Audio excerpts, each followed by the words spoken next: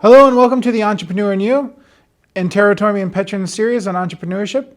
I'm here today with Alfredo Mathews, who's an entrepreneur, business owner, and educator. Thank you very much for being here today. How are you? Doing really well. Thanks for having me, Mike. So let's just jump right into it. Why don't you tell me a little bit about how you started this journey? I'm a small business owner. I have a company called Working World LLC, and I work with nonprofits, with community colleges, with small businesses, and I really focus on education, workforce, and entrepreneurial pathways. And this is work that I'm really passionate about, I think is really important.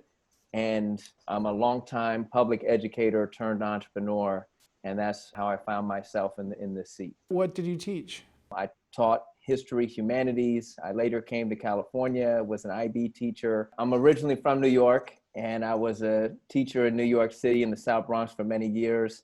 That's where I learned to teach. I love teaching. We started a small high school, a South Bronx high school, taught at a charter school in East Oakland. So I was part of this College for All movement and really focused on helping young people get ready and prepare for college. I just felt that public education does a great job with the top 20%, those college going students.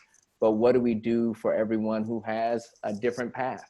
Right? Who isn't just straight from high school into a 4-year college degree? That's about 80% of Americans. Well, why do you think that is? Why do you think that the public education system is not helping those students? I would say the main reason is because it's not designed to serve all students, right? Our schools are sorting mechanisms. You have your AP classes, your advanced classes, you have your general tracks, your vocational tracks. And I think our education system lags behind the economy. And right with this pandemic, our schools aren't able to adapt. And what I recognize over time is that I want to help education systems be more adaptive and help prepare people for the real world. I read a statistic that it takes 40 years for the school system to actually adapt new technology.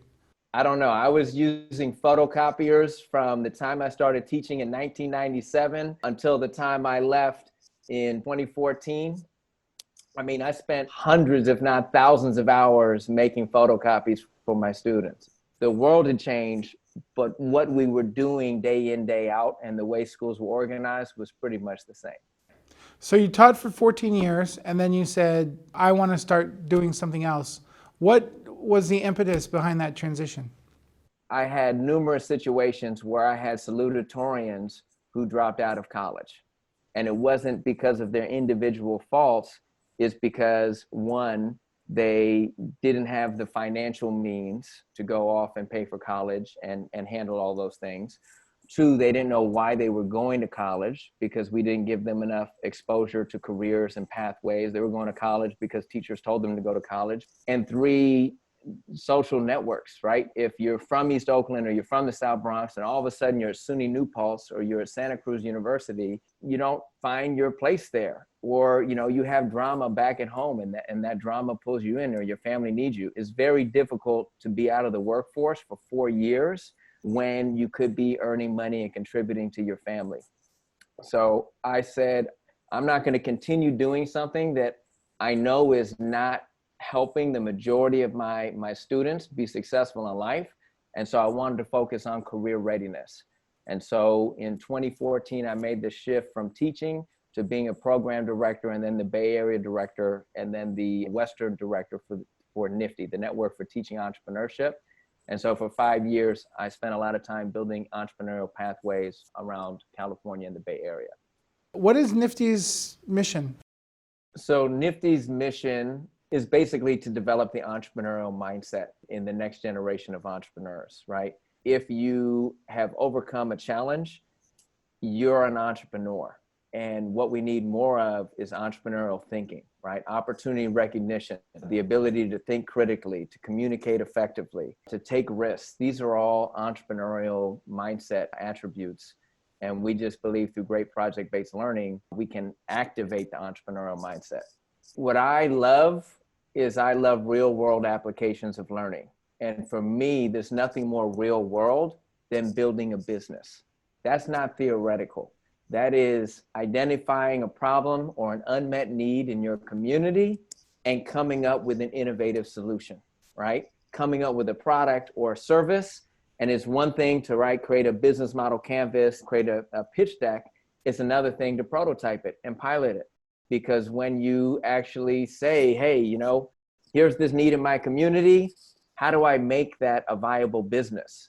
I think that's very exciting work, and that's meaningful work, and that's something that young people and adults, everyone would like to figure that out. It's not easy, but if you have the right attitude and if you are open to, failing and trying things out, it's an incredible path.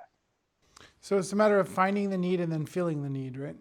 It's identifying the need and identifying the market. There's so many needs out there, but is there a market? Is there a customer who's going to, pay for that product or service? So one of your focuses has always been people of color, right? Helping entrepreneurs of color get to a place where they have the same sorts of opportunities as everyone else. Would you like to talk a little bit about how your approach and how you go about that? Yeah. I mean, I believe entrepreneurship is the way. It's the way to build wealth. It's the way to have a sense of ownership and autonomy in your life, have self-determination. And too many Black and Latino and immigrant entrepreneurs really struggle to have viable businesses. And it's not their individual failing. It's a system that does not invest in certain communities. I had the opportunity to work on a project with District 6 in East Oakland and Merritt College to develop an entrepreneurial pathway. They didn't know what they wanted. They just knew that they wanted an entrepreneurial pathway. And so for 6 months in 2020, I basically talked with all the entrepreneurs that I knew in the community, talked with the different community-based entrepreneurship organizations, talked with different funders, different people that I knew in this space. And we came up with a community business incubator called Eastside Oakland Ventures. And the purpose of this incubator is to identify talent and say yes to them where other times they've been told no. It's very difficult for entrepreneurs of color to get access to capital. It's very difficult for entrepreneurs of color to get access to quality training and wraparound supports. And so what we did was we created a 10-week incubator. Mainly the whole focus is building psychological safety and community, and then learning from the entrepreneurs what they need to successfully build a profitable business and going out and getting those resources. And what we're really trying to figure out now is that access to capital. If you look at East Oakland, the median income is about $39,000 when the median income for the city is about $50,000. The value of a Black business in Oakland is about $66,000 compared to a white business, which is a little over $300,000. These things go through the history of redlining and who has access to bank loans to the value of property in different parts of the city. So we're looking at those historical policies that impact wealth creation and business ownership. And we're trying to address it at a policy level, but also just through programming with the community colleges. Because one thing that we also believe is that community colleges can be a great academic partner to people who are trying to relaunch their careers, to displace workers, so that they can quickly get some educational supports, but then also all the other psychological and business coaching and wraparound supports that can help you launch a viable business. Entrepreneurship is lonely, and we feel that, if we can provide a community for folks, that is going to help people really be successful. Let's talk a little bit about how you're bringing that model to DVC. The challenges that East Oakland faces are not unique to East Oakland. Right now, we're seeing small businesses being tremendously challenged by COVID-19. The rates of business closure that we're going to see in 2020 and 2021, it's going to differ. I've heard different statistics, 25% of all small businesses, 40% of all Latino businesses. But there needs to be a new way to grow a new generation of entrepreneurs. There's a lot of focus on high growth entrepreneurship. The ecosystem to support small businesses, the fabric of the community, that ecosystem is not very well developed. So in Concord, Pleasant Hill, I would say this is one of the first conversations to start to engage the DVC community, to understand what are the needs of the entrepreneurial community, what are the needs of Latino business owners, right? The community colleges are going to have to shift and adapt to meet the needs of the customers. I think one of the things education needs to do is understand that your students are your customer, and you actually have to work and meet the needs of your clients. And we're going to have to find new ways to capitalize small businesses. One of the things that I'm very aware of is the types of loans that small businesses have access to are at 9% or 13%. That's basically credit card rates. What business owner under these circumstances where you don't know if you're going to be open a month from now or 2 months from now, who is really going to take out a loan at 10% to get through these rough spots? So we have to find new ways to capitalize folks, but we have to create a new sense of community around entrepreneurship, because we have to create a new pipeline. A recession is actually a great time to start a business. There are tons of new opportunities, but the businesses aren't going to look like they look like in 2018. Every business needs to be thinking about digital transformation. Who is the ideal student for you? What are you looking for? What types of things can somebody bring to the table who might be a little trepidatious about starting their own business? We're looking for people who are resilient. You do not need a pedigree to be an entrepreneur, but what you need is a drive. You have to have a passion. You have to be able to recognize opportunities, and you have to be willing to take action. A lot of people have great ideas, but they never follow through. A lot of people talk about the business that they want to start, but they never do it. And so that psychological part is part of what we want to develop. And I think what we're focused on is we're focused on people who already have side hustles, who are already running a business, but it's under the table. There's so many people who have side hustles, but what if we got them think a little bit more strategically, and we got them some bookkeeping and we showed them how to incorporate, right? They'd be able to take advantage of all of these new programs, and could they create some wealth? We have to increase access to entrepreneurship, or we're going to have the Amazons and the Facebooks and the Googles, right? We're gonna have Walmart. We're not gonna have enough competition. There's gonna be too many dominant large companies that are global in nature, and we're gonna lose that social fabric and the fabric of our communities. And so we need to create more entrepreneurs, and we need to create more local entrepreneurs. They can sell to a global market, but wouldn't it be great to have more stories of entrepreneurship coming out of Concord and Pleasant Hill? Yeah, absolutely. Because my business, that's what we do, is we help start small businesses.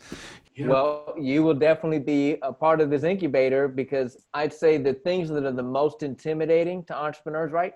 I know how to sell this. What I don't know, I don't understand corporate structure. I don't understand legal entities. I don't understand quarterly taxes and accounting, right? So legal services, bookkeeping, accounting are two of the most important skills that entrepreneurs probably don't possess, but they're gonna need. And then I'd say like the third bucket is digital marketing. Everything needs to be sold via the internet. The guy who's pushing tamales on the street, how is he going to engage in digital marketing? He better have a following on Instagram. He better be posting every day, going live about, here I am on the corner of this street and this street, and catch me if you want the best tamales in town. Or he better have a cousin or a daughter or a nephew who is handling his social media. But that's incredibly important. Everyone needs to be thinking through new ways to reach customers. That's just key to survival in entrepreneurship. Is there anything else that you'd like to talk about? Yeah, I'm excited to get to know the DVC community. So much of it comes from hearing what people want, right? You have to ask the customers what people want. So I'm looking to talk with local business owners. I'm looking to talk with aspiring entrepreneurs. I'm looking to talk with people like yourself who have a talent or a skill set, something that, can help develop entrepreneurship, because DVC has to create the right incubator that makes sense for your community.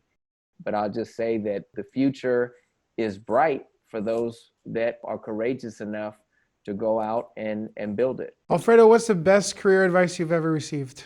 The best career advice? That's a great question, Mike. Always under promise and over deliver, because your reputation in business and in life is only as good as the last thing that you delivered. So if you talk big, but you don't follow it up, then that's all you're going to be known for. Thank you so much for being here. It's been a great conversation. I appreciate your time. Thank you very much. Thank you so much for having me. Really appreciate it. And thank you for joining us on another episode of An Entrepreneur and You. We'll see you next time.